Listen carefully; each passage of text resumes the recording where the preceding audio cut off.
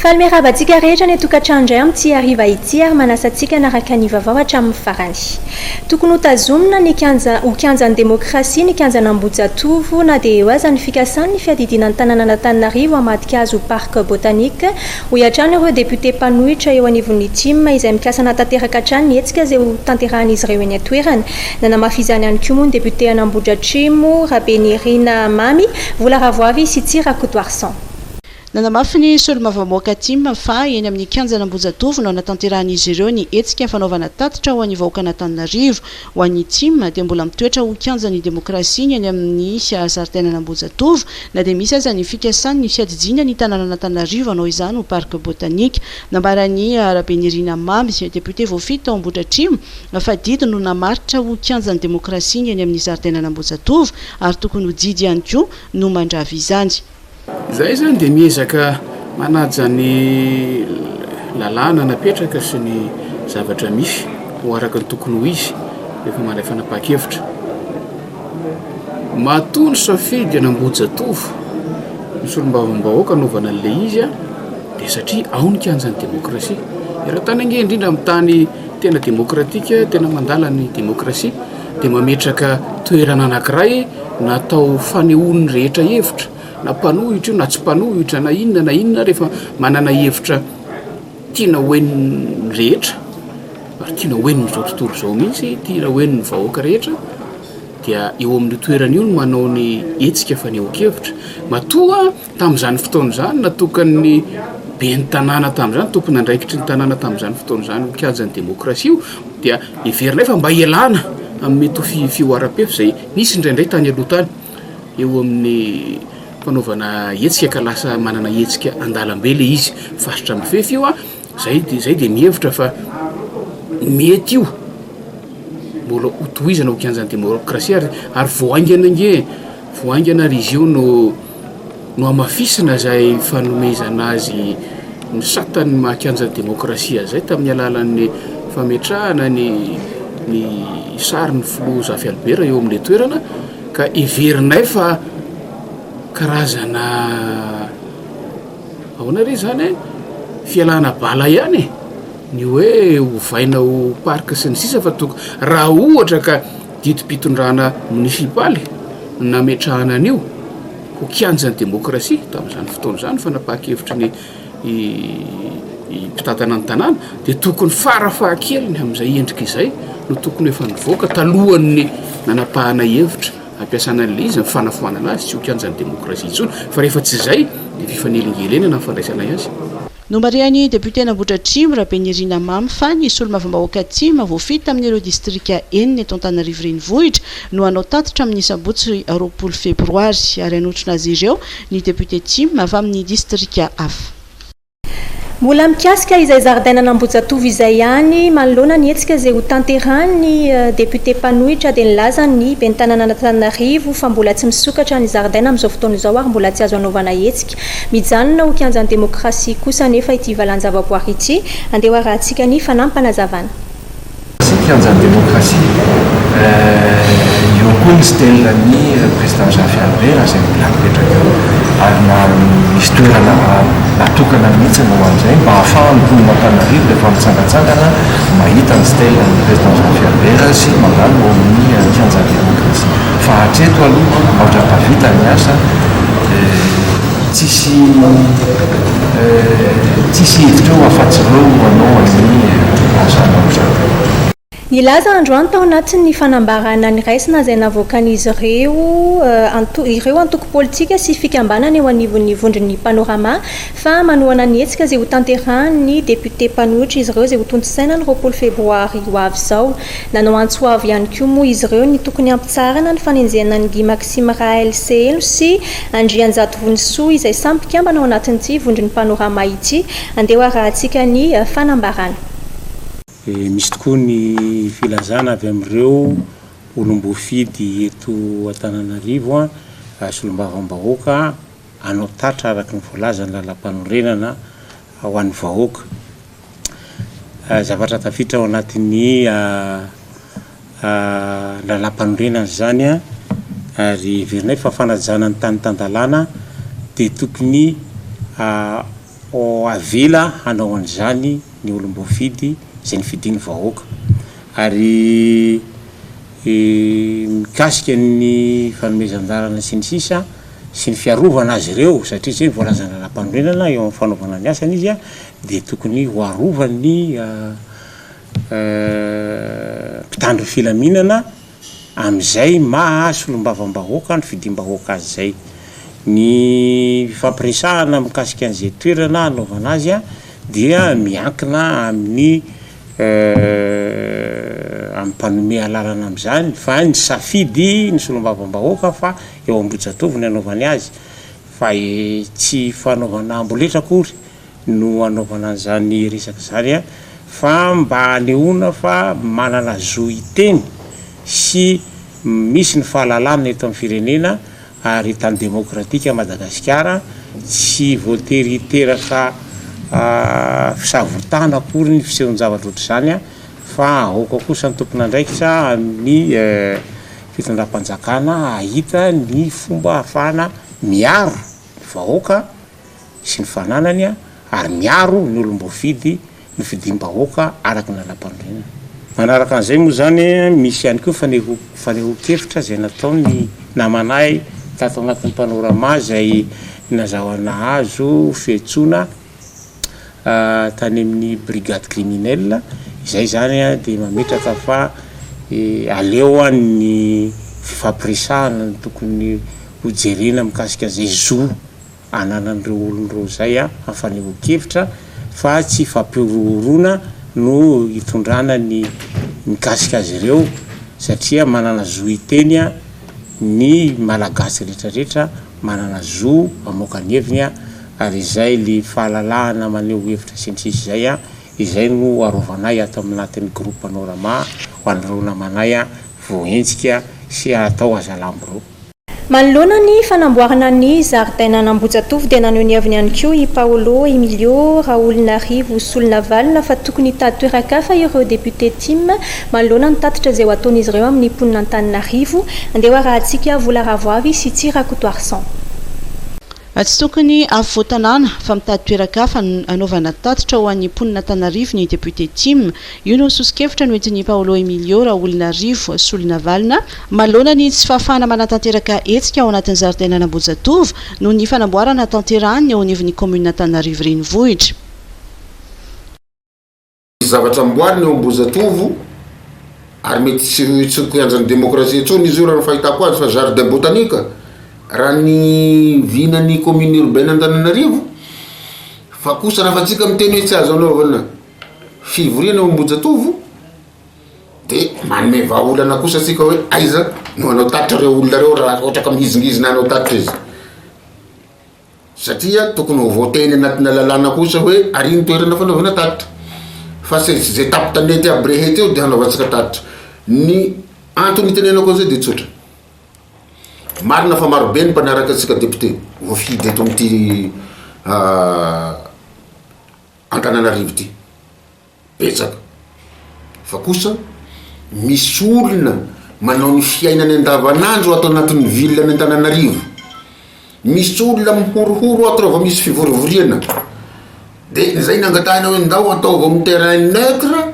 maninona kaira mba mangataka atsika hoe any Antsonjobe no anaovana tatitra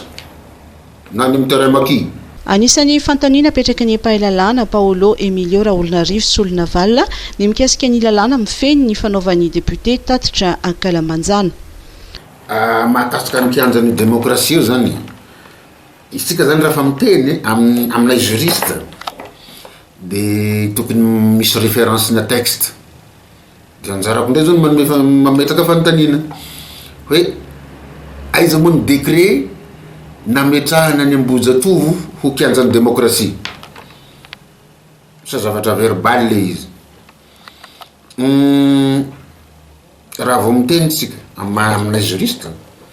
de tsy maintsy ny lalam-panorenana ny tenenina député de Madagascar mahavoafay zavatra maro zay amin'ny article 68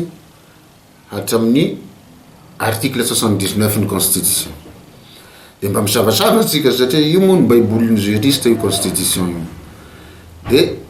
aizao aizao ny disposition miteny za tsy mandrara hoe tsy manana zoanao an'izany ny député fa mba iteneno article ao tsika miteny hoe afaka manana zo sy andraikitra hanao tatitra enakalamanjana amin'ny vahoaka ny député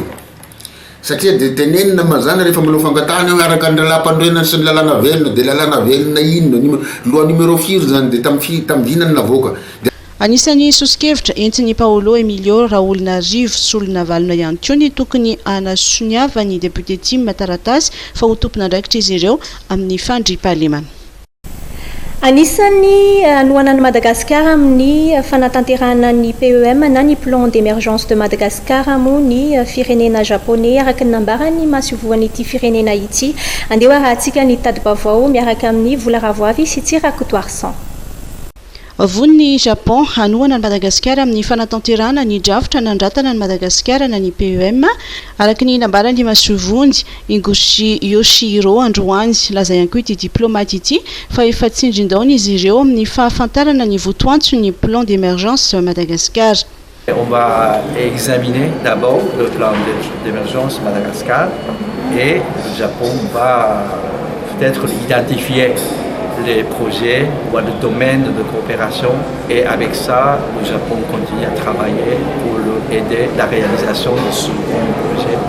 et plan d'émergence Madagascar. Mais nous sommes très impatients d'avoir ça, finalisation.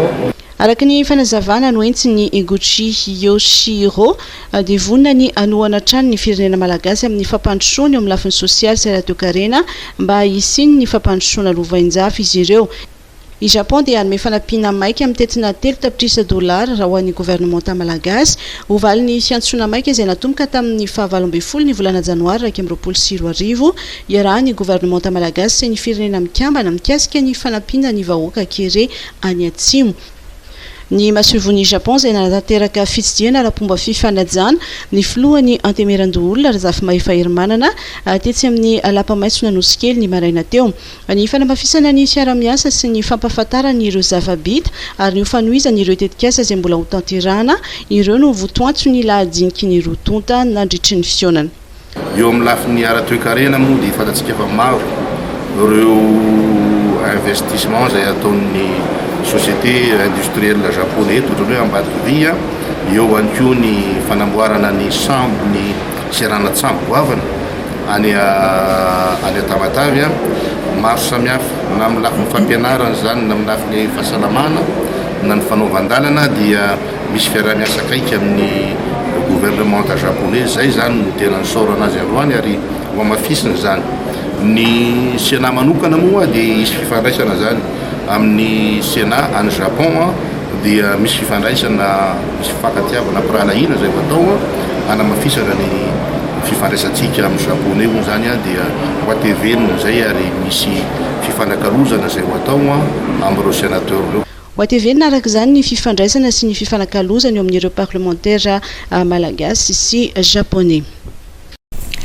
Nisy ny fivoriana teo amin'ny antenimieram-pirenena sy ny mpiara-mombonantoka ara-teknika sy ara-bola teny amin'ny lapan'ny Tsimbazaza izay nitanterana ity androm-panjakana ity ny zava-bitan'izy ireo. Teo ihany koa moa ny fijerenany toy ny fiara-miasa eo amin'ny rotonta araka ny nambarany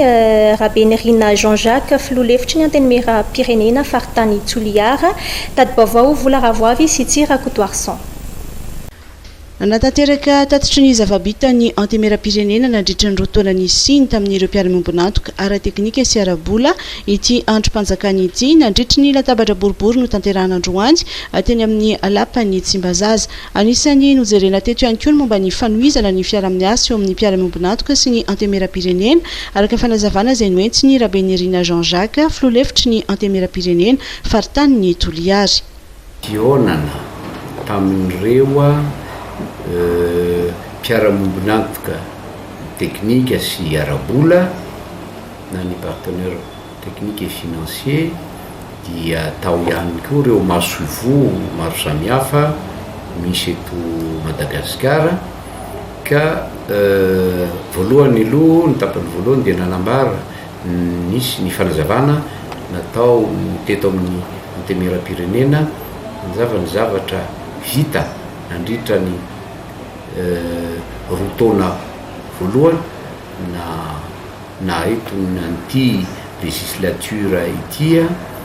dia rehefa aveo dia nomena ary napahafantatra koa ny teto amin'ny assemblée nationale hoe izao no zavatra ilana fanampiana sy tohana avy aminareo dia namaly moa zany izy ireo amin'izay sehatra azon'izy ireo hitondrana n'izay tohana sy fanatsarana na fanamafisan'olona ny zavatra ny asany eto amin'ny antemiera pirenena zay. Nisy tamin'ireo firenena mpandray anjara tamin'ny latabatra boribory ihany koa no efa naneho ny fahavononana ifampizaratra kefa amin'ny solombavambahoaka malagasy. Misy ny mbola hotohizana ary misy ny zavatra vaovao izay atao ohatra hoe misy ny raha nandray anjara fitenenana zao ny solitena ny masoivo frantsay azafady dia sy ny any Algérie angamba raha tsy diso teo dia laza ireo fa azo atao ny fifanakalozana traikefa eo amin'ireo parlementaire frantsay sy malagasy izay azo atao zany amin'ny alalany na ny fandehala présidentiel sy anona moa distanciel no ny teny milazany azy teo fa azo metisy zany hoe fandehana ny parlementaire malagasy mandranto traikefa ny Frantsa metisy koa makany Algérie sy ny sisa ohatra marivo fa efa misy ny amitié français Madagascar eto anivony antemera-pirenena eo anivony eto anivony antemera-pirenena malagasy eo anivony antemera-pirenena frantsay. Ny masovo vahiny ny firaisamonim-pirenena ny ampiara-miombina antoka amin'ny Madagasikara amin'ny fampiroboroboana ny demokrasia no anisany nandray anjara tao anatin'ity latabatra boribory nototsaina ny maraina teo teny amin'ny lapan'ny Tsimbazaza ity. Nanao fitokonana ihany koa ireo mpianatra eny anivon'ny université an'ny Votovorona izay naratrana olon-tsotra sy zandary. Nisy ihany koa ny fifandonana tamina andiana dahalo sy ny mpitandro ny filaminana tao amin'ny faritry Menabe izay namoizana zandary iray. Andeha arahantsika ireo vaovao tapatapany.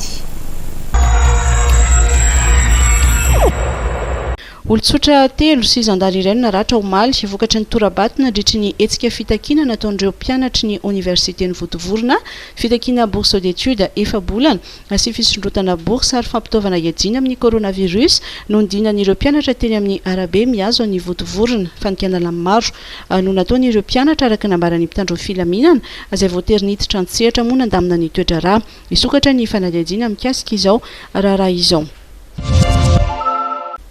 Zandary iray no lavy ny balana Andianjola omaly tany Antsira, commune Belle-sur-Mer, faritry Menabe, nandritra ny fifandonana na erivaika teo amin'ireo olon-dratsy sy ny mpitandro filaminana. Takalinaina roa kosa no nalaindreo dahalo, sangy afatra somatsara ny iray tao anatin'ny fifanenjena sy ny fifandonana lavarendy. Vehivavy iray no mbola voatazona, efa mihetsika avokoa ireo hery-vonjy-taitra rehetra ny antoerana sy ny manodidina ho fanavotany ity takalinaina ity sy ho fisamborana an'ireo dahalo.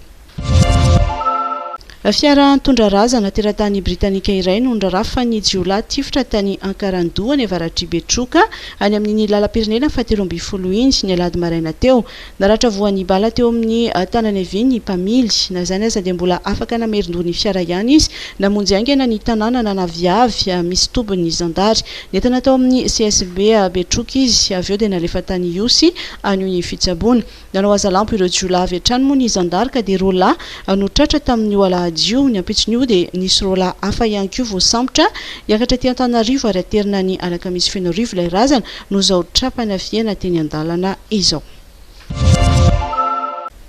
Tovolahy miisa telo izay nandroba fiara taxi brosy nandalo teo Maromandihy Analalava no voasambotra ny Gendarmerie. Araka fampitam-baovao dia tamin'ny 13 febroary tamin'ny 10 alina teo no nisiny ny fandrombana voatery nandeha-mora ilay fiara izay avy aty Antananarivo any Ambanja no ny faharatsy ny lalana ka teo no nanaroatra niakatra tamin'ilay fiara ireo olon-dratsy ary dia nanapaka ny fehezandreo entana. Tsy nahazo ninona nefa izy ireo satria nisy nahita ireo mponina manodidina no sady efa akaiky tanàna ihany koa. Nampandrenefina ny zandary saingy mbola tsy tao an-toerana tamin'ny fotoana io. Ilay fiara kosa tsy nijanona fa nanohy ny diany ihany rehefa avy name indray ny entana. Nosokafana ihany ny fanadihadiana na izany azy ary dia omaly ireo jolano voasambotra ka niaiky ny elony. Tambazotrana mpangalatra sy mpamon'olona izay ahitana fikambanana ampolony eo no rahavany avy eo amin'ny CIRGN Antsinanana noho ny fiara-miasa tamina mpitandro ny filaminana hafa sy olon-tsotra mampita vaovao taoriana ny alatra fiara sy famonoana mpamily izay nanokafana fanadihadiana moa no nafahana nanenjika ireto olon-dratsy. Tady vaovao maresaka miray. Lehilahy iray izay mpamily fiara natao location no hita faty tany Mandala alakamisy ny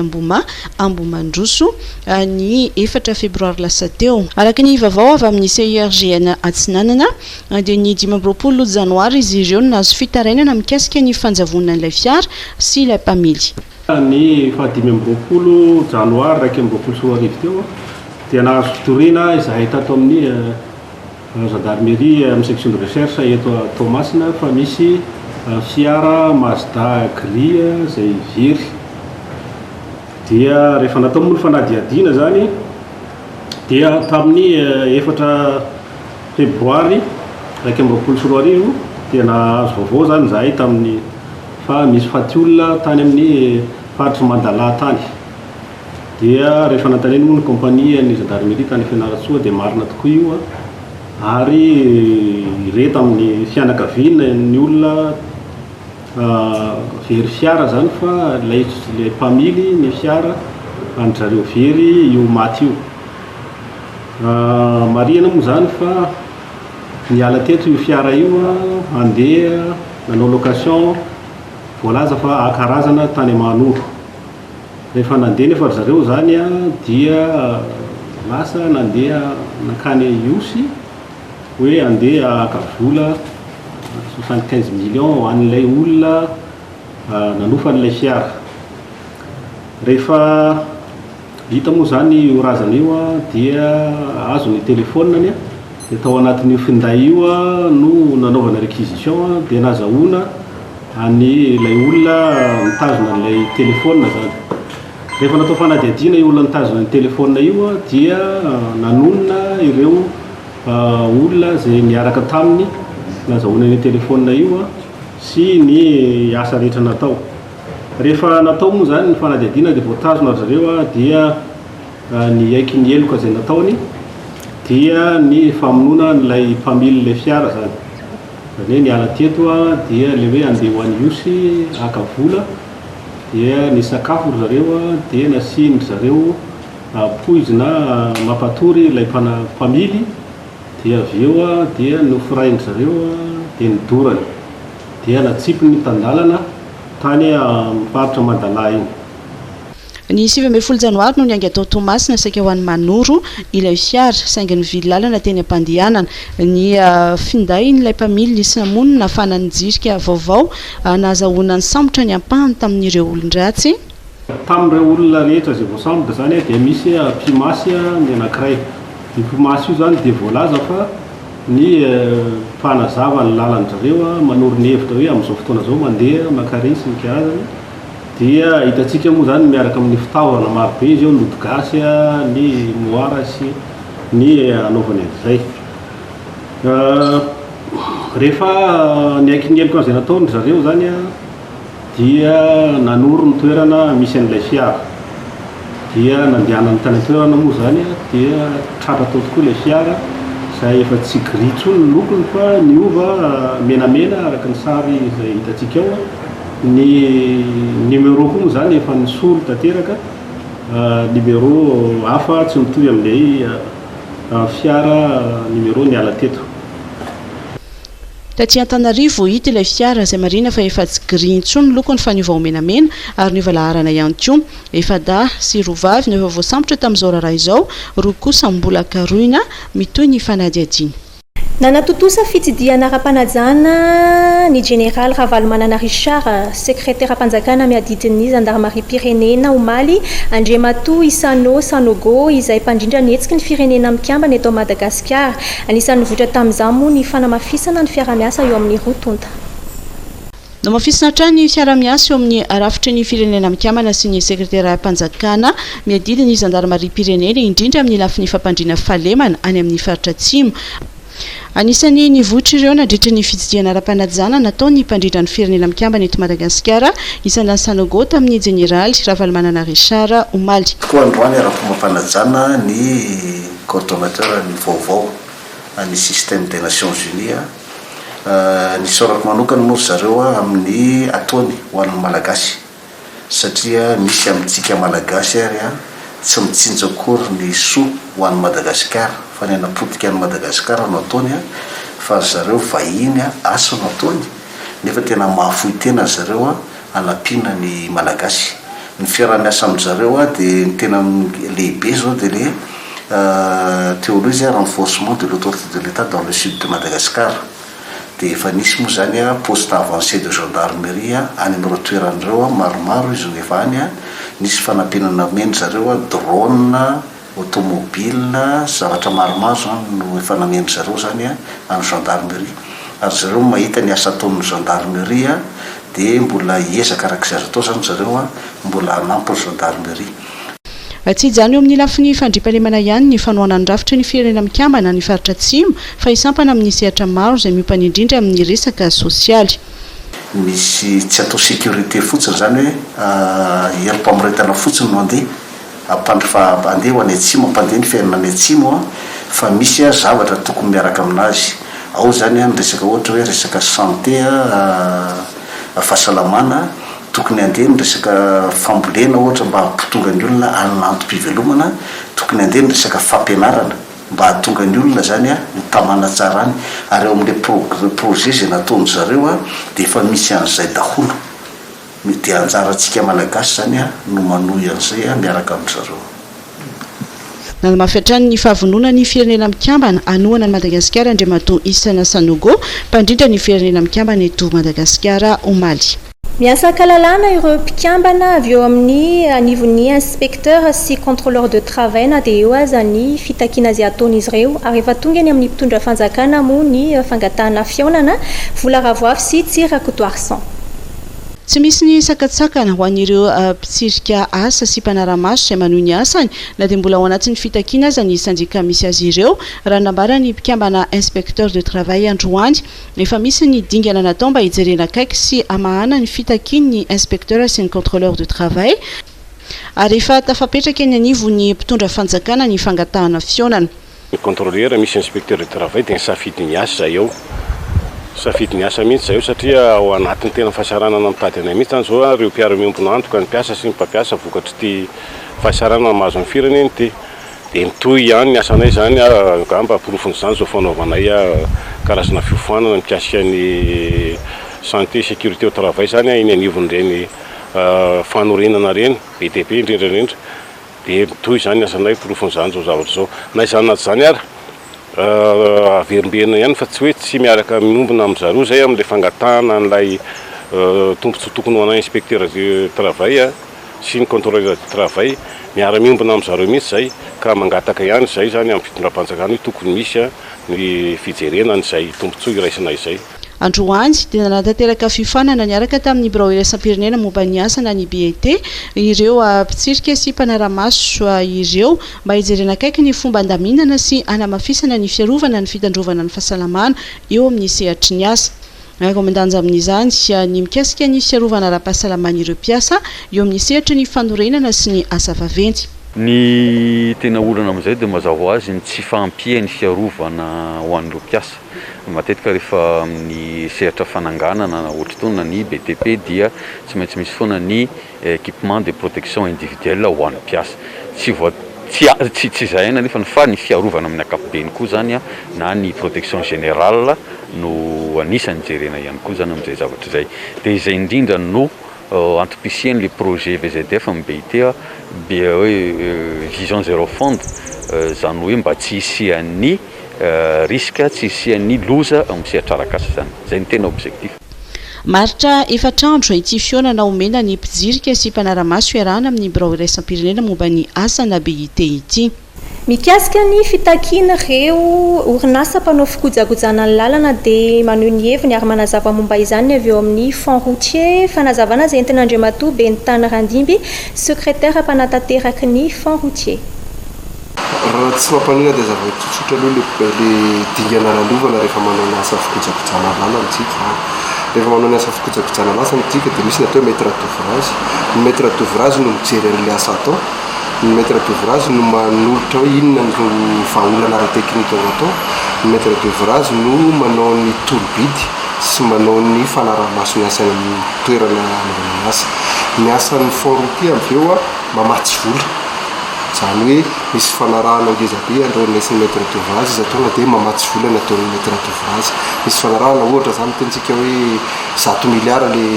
valopy dia 100 milliard iny a no apetraka anaovana le fikojakojana-dalana ao anatin'ny herintaona ohatra dia rehefa vita le fanarahana na contrat miaraka amin'ny maître d'ouvrage sy le olona nazo an'le tsena dia manosiny izy zay migarantira hoe avy amin'ny volan'ny forôty ny pena le olona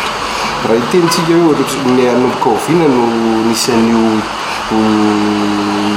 tsy fandoavana angamba raha itenenako azy nanomboka tany amin'ny volana oktobra tamin'ny taona 2024 zany tsy fandoavana voly mahakasika ny asa na ny fanarana tamin'ny taona 2024 zany le izy efa misy ny dinidinika ary mino avy efa misy ny famanaolana any amin'ny tanatohatra rehetrarehetra misy samy mandray ny andrevitra azy daholo ny olona rehetrarehetra zay voakasiky olona io satria samy mahafantatra ange hoe mafy le izy mato mitaraina le mpandraharaha fa efa mijery ny vahaolana rehetra tona amin'ny tanatohatra rehetra aty amin'ny tandrifanay a ataonay foana tsyna ny fitretena ny dossier an'zareo na le izy mety hoe misy diso dia averina fa nakoatran'izany dia mandeha normalina le fitretena tsy dia mino hoe tokony ohatratran'izany ny tsena manaraka satria ohatran'ny rehetrarehetra makalesona daholo tsika rehetrarehetra dia mezaka manatsara ny zavatra natao rapitso sy rafakapitso ny zavatra tena ngeza be raha ny fijeriko azy to hoe ahoana no amalina ny filan'ny mpampiasa lalana ahoana no afahantsika mahatonga ny mpampiasa lalana lalatsiny ho confortable rehefa mampiasa lalana satria ny vola ampiasaina atao anatin'ny forôty nge misimisy ihany dikan'izany a rehefa misimisy ihany volatsika tsirairay no miditra atao anatin'ny forôty rehefa mividy solika ray litatra ianao dia misy apahana amin'izay miditra makateo amin'ny forôty dia ino no atao efa antsika mikojakojana ato ny tsirairay zany mandray anjara ao anatin'izy dia tokony mahazo fahafapo rehefa mampiasa lalana mety tsy dia tena hoe 100 isan-jato amin'ny filana fa ireo laharam-pahamehana sy ny zavatra tokony atao kosa aloha tokony isitaka tsikelikely amin'ny fitantanana ireo parking eto Antananarivo renivohitra ny avy eo amin'ny orinasa Easy Park nanambara nefa ny be ny tanàna Antananarivo renivohitra fa mbola misy ny fitantanana iraisana ao anatin'ny volana vitsivitsy vahosahan'ny commune tanteraka ny fandrindrana ireo parking ireo. Ho afindra amin'ny commune Antananarivo renivohitra manomboka izao ny andraikitra rehetra sahany ny Easy Park izay orinasa tsy miankina mandrindra ireo parking eto andrenivohitra. Isy fisitahana miandalana nefa mialohan'ny ialan'ny Easy Park tanteraka amin'izay fitantanana izay. Ny asa rehetra ao anatin'ny Easy Park fa tsy ny orinasa ny Easy Park no afindra aty amin'ny commune. Ny orinasa Easy Park izay mpandraharaha ary mety ho ampiasaina amin'ny na tanàna hafa na firenena hafa io fahaiza-manao io fa ny eto Antananarivo renivohitra dia commune no mitantana an'izay. Manodidina ny 500 eo ny parking no sahan'ny Easy Park atao anatin'ny 5 taona.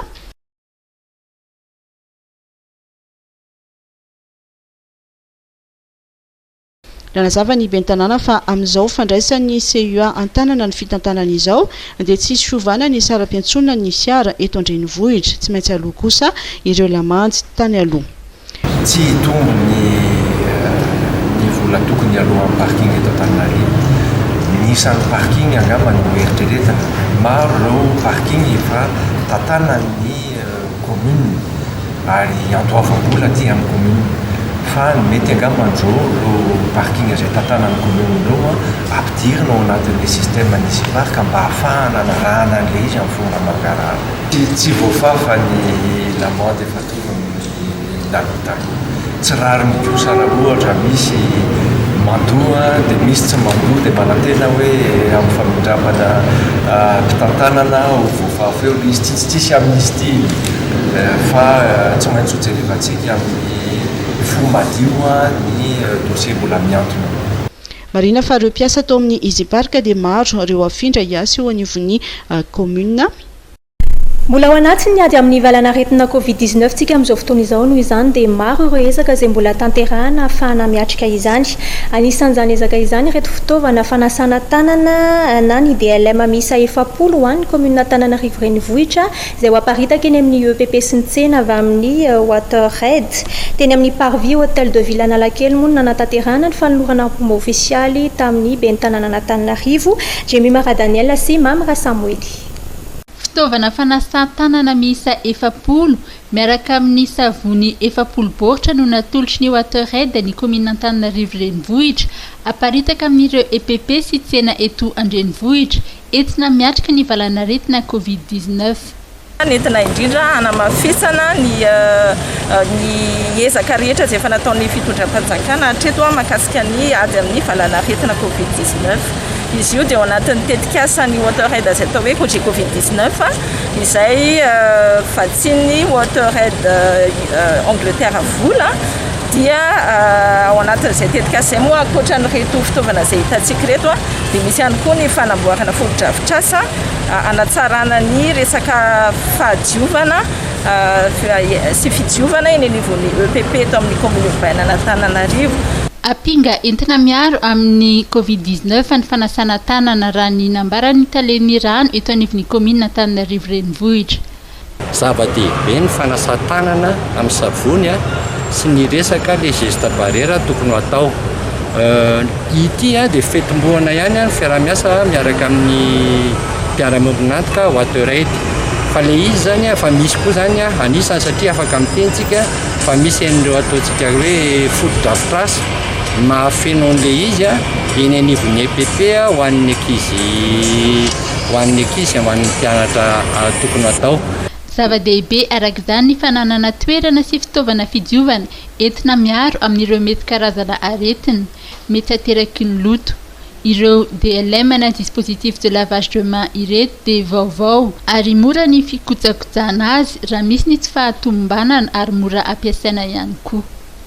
Nisy ny fikarohana izay ho notanterahana ireo mpampianatra mpikarika teo anivon'ny faculté de médecine entina hanatsarana ny fandraisana tanana ny meningite na ny tuberculose mahazo ny fon'ny atidoha. Tadi-baovao Jemy Mara Daniel sy Mamra Samuely.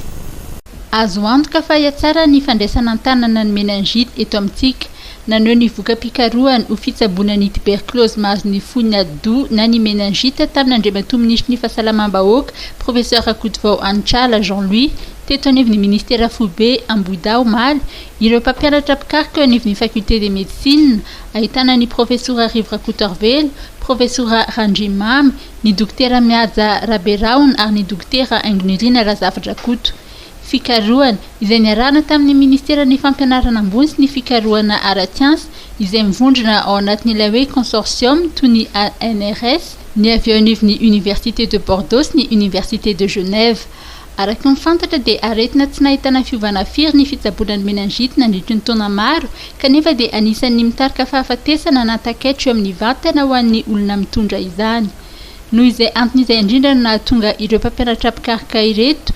tao anatin'ny taona vitsivitsy namoaka hevitra omba mpikarohana ho fanamafisana sy ho fanampina ny fatrapanafody vaovao izay afaka miditra kokoa ao anatin'ny atidoha. Izany no natao dia ho fitsinjovana ny olona manana ity aretina ity sy ho fanatanterana ny velorano fahadimy dia ny fahasalamana manakaiky ny vahoaka ary fitsaboana masana ny aretina.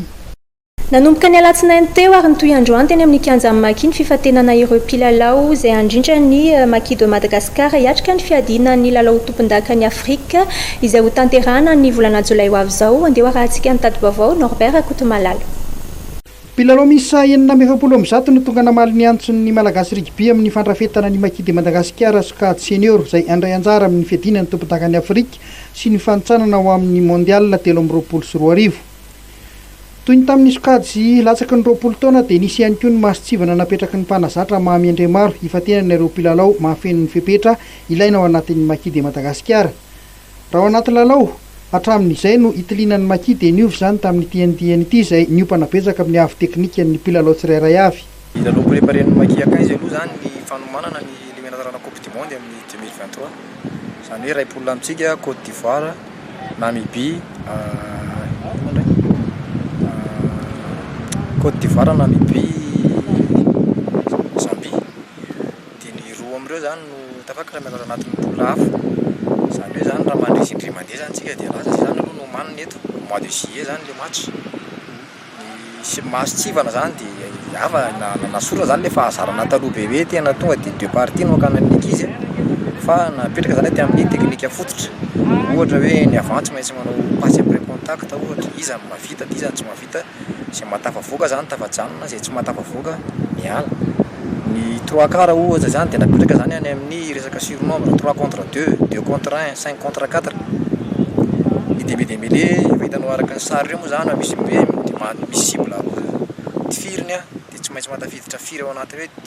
raha manao série ana 5 série zany raha matafiditra telo izy zany dia confirmé raha tsy matafiditra izy zany a dia miandry repessage manaraka indray ohatra ny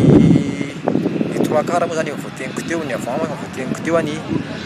mpandaka baolina zany dia mila koa zany manana an'le repère zany hoe tsy maintsy mandaka baolina ao anatin'le cible zany misy pone reo a dia tsy maintsy ahoana hoe tsy maintsy tafiditra ao zany mpandaka baolina zany rehetra zany dia resaka teknika zany mba hoe ho précis ny zavatra ho azo am'zany zay maki ho avy eo zany hoe zay maki voaray moa zany dia raha mavita an'ireo zany dia hoe efa tsy atahorana izy raha mahassurnombre tsika tsy maintsy mavita pasy izy demi-démêlé mavita pasy tsara ny mpandaka baolina mavita repère tsara raha ny teteandro napetraky ny rugby afrika dia ny volana jolay izao no hiatrika ny fiadinan'ny tompotakany afrika no sady tafiditra amin'ny fanitsanana amin'ny mondial 3 ny fifaninanana oman'ny maki de Madagasikara. Mifarana hatreto ny fampahalalam-baovao itsika tsy hariva ity misaotra anao nanaraka izany hatramin'ny farany. Misaotra ihany koa ny Charmel Beauté Tsepasapito izay nanatateraka ny fikarakarana ny volo sy ny tarehy androany dia mametraka ny veloma mandra-piona indray.